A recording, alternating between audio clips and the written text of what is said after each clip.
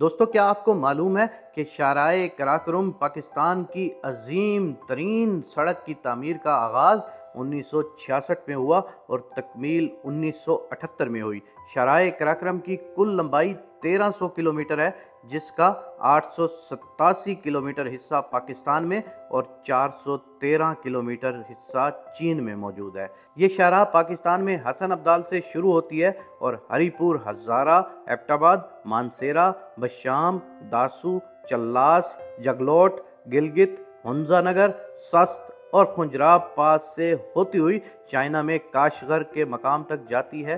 اس سڑک کی تعمیر نے دنیا کو حیران کر دیا، کیونکہ ایک عرصے تک دنیا کی بڑی بڑی کمپنیاں یہ کام کرنے سے عاجز رہیں۔ ایک یورپ کی مشہور کمپنی نے تو فضائی سروے کے بعد اس کی تعمیر کو ناممکن قرار دے دیا تھا۔ موسموں کی شدت، شدید برف باری اور لینڈ سلائیڈنگ جیسے خطرات کے باوجود اس سڑک کا بنایا جانا بہرحال ایک عجوبہ ہے، جسے پاکستان اور چین نے مل کر مکمل بنایا ہے۔ ایک سروے کے مطابق اس کی تعمیر میں 810 پاکستانی اور 82 چینی اپنی جان سے ہاتھ دھو بیٹھے۔ رپورٹ کے مطابق شاہراہ قراقرم کے سخت اور پتھریلے سینے کو چیرنے کے لیے 8000 ٹن ڈائنامائٹ استعمال کیا گیا اور اس کی تکمیل تک 300 ملین کیوسک میٹیریل سنگلاخ پہاڑوں کو کاٹا گیا۔ یہ شاہراہ کیا ہے؟ بس عجوبہ ہی عجوبہ ہے، کہیں دلکش تو کہیں پر اسرار، کہیں پرسکون تو کہیں بل کھاتی، شور مچاتی، کہیں سوال کرتی تو کہیں جواب دیتی۔ یہ سڑک اپنے اندر سینکڑوں داستانیں سموئے ہوئے ہے، محبت، نفرت، خوف، پسماندگی اور ترقی کی داستانیں۔ میں نے کہیں پڑھا تھا کہ انقلاب فکر و شعور کے راستے آیا کرتے ہیں، لیکن گلگت بلتستان کا انقلاب تو سڑک کے راستے آیا۔ شاہراہ پر سفر کرتے ہوئے آپ کا تجسس بڑھتا ہی جاتا ہے، کبھی پہاڑوں کے پرے کیا ہے یہ دیکھنے کا تجسس، تو کبھی یہ جاننے کا تجسس کہ جب یہ سڑک نہیں تھی تو ادھر کیا تھا، کیسا تھا۔ اسی سڑک کنارے صدیوں سے بسنے والے لوگوں کی کہانیاں سننے کا تجسس، تو کبھی سڑک کے ساتھ پتھروں پر سر پٹکتے دریائے سندھ کی تاریخ جاننے کا تجسس۔ شاہراہ قراقرم کا نقطۂ آغاز ضلع ہزارہ میں ہے، جہاں کے ہرے بھرے نظاروں اور بارونق وادیاں تھاکوٹ تک آپ کا ساتھ دیتی ہیں۔ تھاکوٹ سے دریائے سندھ بل کھاتا ہوا شاہراہ قراقرم کے ساتھ ساتھ جگلوٹ تک جاتا ہے، پھر سکردو کی طرف مڑ جاتا ہے۔ تھاکوٹ کے بعد کوہستان کا علاقہ شروع ہو جاتا ہے، جہاں جگہ جگہ دور بلندیوں سے اترتی پانی کی ندیاں سفر کو یادگار اور دلچسپ بنانے میں اہم کردار ادا کرتی ہیں۔ کوہستان کے بعد چلاس کا علاقہ شروع ہو جاتا ہے، جو کہ سنگلاخ پہاڑوں پر مشتمل ہے۔ چلاس ضلع دیامیر کا ایک اہم علاقہ ہے، اس کو گلگت بلتستان کا دروازہ بھی کہا جاتا ہے۔ ناران سے بذریعہ بابو سر ٹاپ بھی چلاس تک پہنچا جا سکتا ہے۔ چلاس کے بعد شاہراہ قراقرم نانگا پربت کے گرد گھومنے لگ جاتی ہے اور پھر رائے کوٹ کا پل آ جاتا ہے۔ یہ وہی مقام ہے جہاں سے فیری میڈوز اور نانگا پربت بیس کیمپ جانے کے لیے جیپیں کرائے پر ملتی ہیں۔ رائے کوٹ کے بعد نانگا پربت دریائے سندھ اور شاہراہ قراقرم کا ایک ایسا حسین امتزاج بنتا ہے کہ جو سیاحوں کو کچھ وقت کے لیے خاموش ہونے پر مجبور کر دیتا ہے۔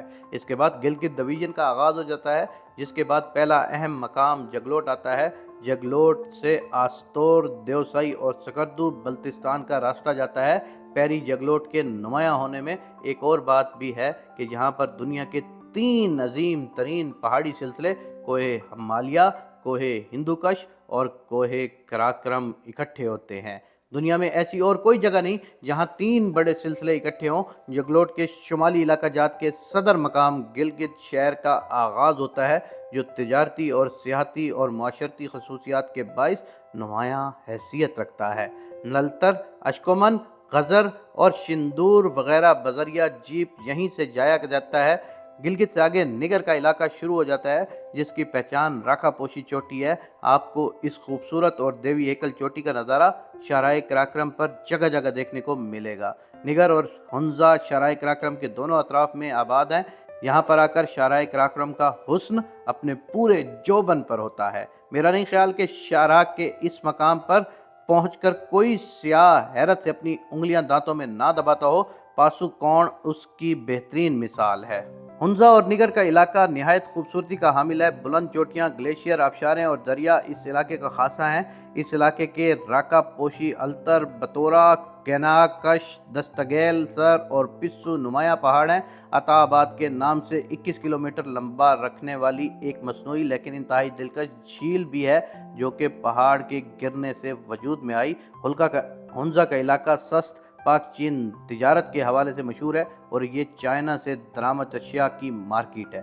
सस्त के बाद शराह कराक्रम के पाकिस्तान में आखिरी मकाम खुंजराब पास आता है। सस्त से खुंजराब तक का इलाका आबाद, दुश्वार पहाड़ों और मुसलसल चढ़ाई पर मुश्तमिल है।